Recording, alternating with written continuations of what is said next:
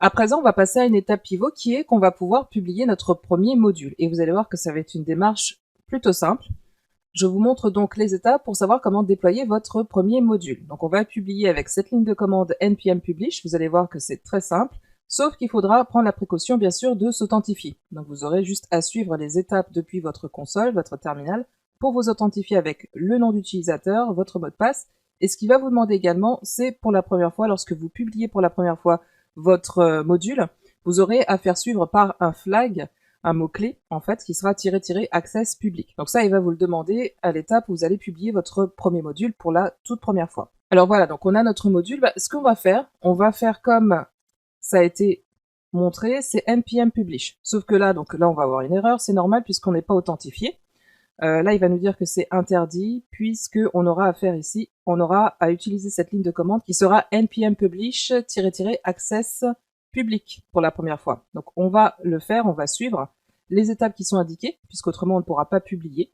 Voilà, donc ce qui n'est pas fait par contre, c'est qu'on n'est pas encore authentifié. Et là, il va nous indiquer encore une fois que c'est une étape qui est interdite, puisqu'on n'a pas encore, on ne s'est pas authentifié. Mais l'autre détail aussi, c'est que le nom du package ne correspond pas. Là, il nous donne des indications sur ce qui devrait être effectué. Il existe effectivement un package qui existe déjà avec le nom de MyNewModule. Comme on avait indiqué, il vous faut un nom unique. Et là, il nous demande de renommer notre package avec cette mention. C'est-à-dire que moi, en fait, mon nom d'auteur, mon username, donc moi, je suis déjà authentifié. C'est vrai qu'il ne me demande pas, en fait, de m'authentifier parce que je suis déjà authentifié sur cette machine. Mais autrement, si on devait s'authentifier, je vais quand même vous montrer l'étape. C'est comme ça que ça se passerait. Donc, il faudrait bien sûr renseigner votre nom d'utilisateur. Donc, moi, il s'agit de SandyL. Je vais me placer là, SandyL 2090. Il va ensuite me demander le mot de passe et l'email.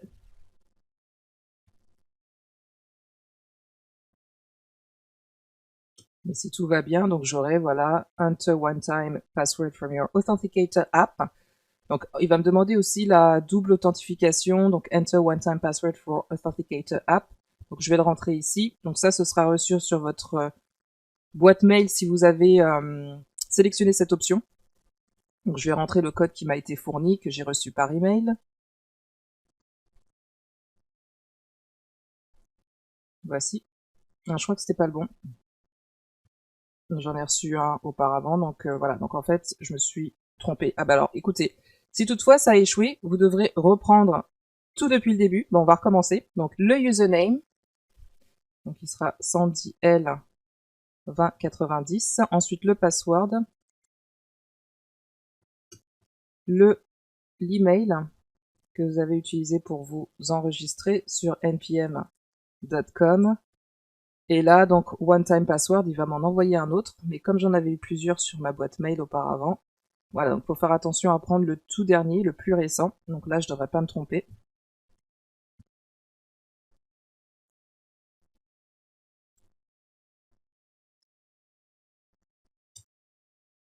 Voilà, donc là, il peut vous indiquer, donc lorsque c'est le cas pour vous, donc vous aurez logged in as Sandy Ludoski 2090, donc ça c'est tout bon. Une fois que c'est fait, vous n'aurez pas à le faire plusieurs fois. Et là, ce que l'on va faire, bah, c'est utiliser cette ligne de commande, puisque c'est la première fois que l'on publie ce module pour ce projet.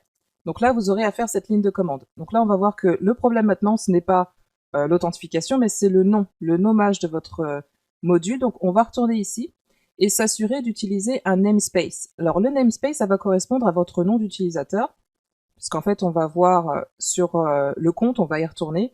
Mon nom d'utilisateur, c'est celui-ci. Mon username et puis le nom d'utilisateur. Donc ce qui est bien, c'est pour éviter tout conflit avec un projet qui pourra avoir potentiellement le même nom que vous souhaitez utiliser. MyNewModule, c'est très commun. NPM ne vous laissera pas publier avec un nom déjà existant. Alors, la précaution, ce sera de toujours faire précéder par un namespace pour rendre votre nom unique, mais surtout créer des noms qui, disons, existent sous un nom de catégorie spécifique qui correspond à votre nom d'auteur, et ce qui permet de rajouter le caractère spécifique de votre module, qui vous appartient. Ça permettra à votre module d'être reconnu sous ce nom d'auteur. Donc on va à présent recommencer cette étape avec npm publish-access public pour finalement, voilà, donc publier notre tout premier module. Voilà, bah c'est fait. On a bien publié avec succès notre premier module, et vous allez recevoir tout de suite un email de confirmation vous disant que votre module a été publié avec succès et en plus sous la version, donc ce sera indiqué ici, sous la version 1.0.0. Plus précisément sous Package, là vous allez trouver votre projet, donc on va le trouver, donc moi j'en ai plusieurs qui sont publiés, donc voilà, celui-ci qui vient tout juste d'être publié il y a quelques secondes, donc sous la version 1.0.0, et comme je vous indiquais, vous voyez, c'est ce namespace qui permet de rendre votre module spécifique. Et une autre chose que je vous avais montré au moment de la présentation, lorsque l'on avait créé notre compte NPM pour la première fois, vous allez remarquer que vous aurez aussi un NPM Access Token qui est créé automatiquement lorsque vous publiez pour la première fois votre projet. Donc ça, c'est créé automatiquement. Vous n'avez pas à vous en soucier, d'autant plus que ça vous permettra d'être déjà authentifié pour les prochaines publications que vous allez faire ensuite. Donc ce que l'on va faire maintenant, c'est maintenant que l'on a créé et publié notre premier module, on va en publier une nouvelle version. Et ce qu'on va faire, c'est rajouter un README. Vous allez voir que pour d'autres modules, d'autres packages, donc je vais en prendre un qui correspond à quelque chose que j'avais déjà créé, vous avez des README, voilà, qui fournit des instructions très simples, c'est-à-dire donc des instructions d'installation et d'usage, si ça s'applique, donc le cas échéant.